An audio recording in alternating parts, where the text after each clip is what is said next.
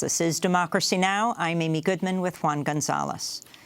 We turn now to look at climate change and its impact on human lives. Greece has declared 3 days of mourning over its worst wildfire since 2007 that have killed at least 60 people in towns near Athens, including families with children who were found clasped in a last embrace as they tried to flee the flames.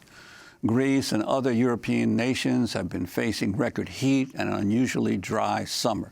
This is Prime Minister Alexis Tsipras. There are no words to describe our feelings in times like this. The country is experiencing an unspeakable tragedy. Dozens of human lives are gone, and this is unbearable for everyone, and most of all for the families who lost their loved ones. This comes as Japan has declared its deadly heat wave a natural disaster. At least 80 people have died from the heat in Japan, and the death toll is expected to continue to rise. In Africa, temperatures reached a staggering 124 degrees Fahrenheit earlier this month in Algeria. It was the highest recorded temperature ever in Africa. Meanwhile, here in the United States, a staggering 41 different heat records have been broken so far this month. In California, wildfires have forced the closure of Yosemite National Park, forcing the evacuation of thousands of people. Well, on Monday, a new study published in the journal Nature Climate Change reported that when there are abnormally hot temperatures, there also tend to be higher suicide rates. The study predicts suicide rates in the United States and Mexico could actually rise with each 1 degree Celsius increase in a month's average temperature. For more, we're going to San Francisco, where we're joined by Dr. Sanjay Basu, co-author of the new study, Higher Temperatures Increase Suicide Rates in the United States and Mexico. Dr. Basu is an assistant professor of medicine at Stanford University and co-author of the book, The Body Economic: Why Austerity Kills. Welcome back to Democracy Now!, Dr. Basu. Talk about this new study. Well, thank you for having me. The new study tries to explain a statistical phenomenon that has been observed since the early 19th century, which is what seems to be the relationship between temperature and suicide. And importantly, this study tries to disentangle a mere correlation from a more causal relationship using new statistical methods. So the study examined counties in the U.S. and Mexico from as far back as the 1960s, and after correcting for seasonality, economic changes, and a wide range of other factors, we observed a direct relationship between increased average temperatures and suicides, replicating the effects observed since the 19th century of heat waves and unusual heat waves and excess suicides, particularly among older adults. Now, could you, obviously there might be some skeptics who would say, well, a correlation is not a cause and effect. And how do you respond to those concerns? We did a number of new statistical techniques to decipher the two. One of the most important is that we looked within the same area over time and looked at comparing unusual heat waves that are attributable to climate change to the typical range of heat, and then correcting for all other factors that might affect suicide rates within the area. We also controlled for a number of other variables and looked at larger data sets than ever studied before and confirmed the findings in a wide range of other data sources. For example, we looked at over 600 million geocoded Twitter accounts where people publicly posted depressive or suicidal thoughts. We also compared that to national mortality linkages and deciphered some of the mechanisms that might explain this temperature-suicide relationship.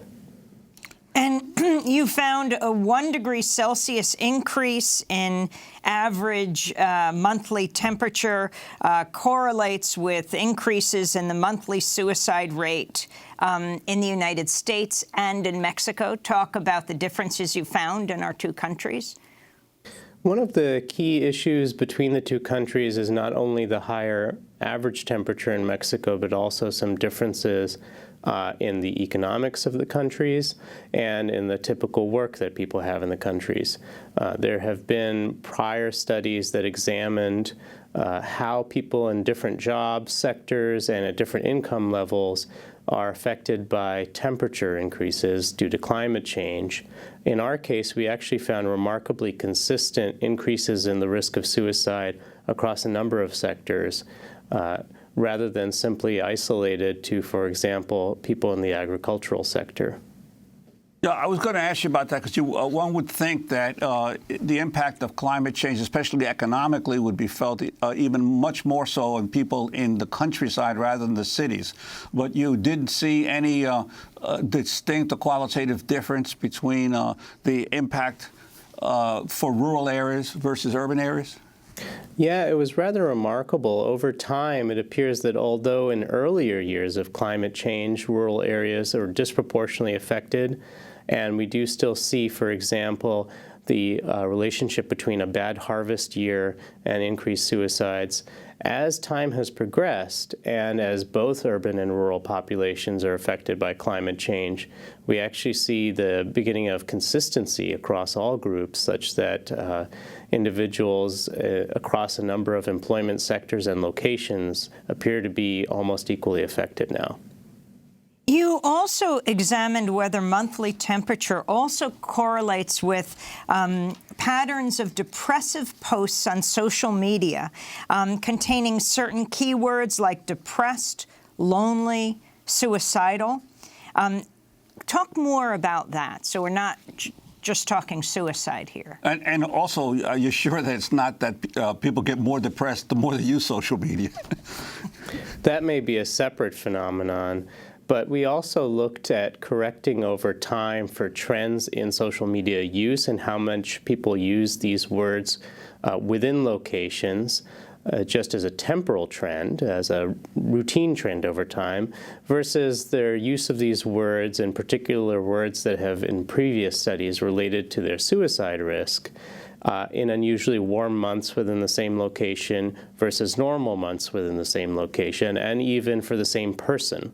That helps us to try to statistically isolate the relationships of temperature, and we add some additional controls looking at factors like employment.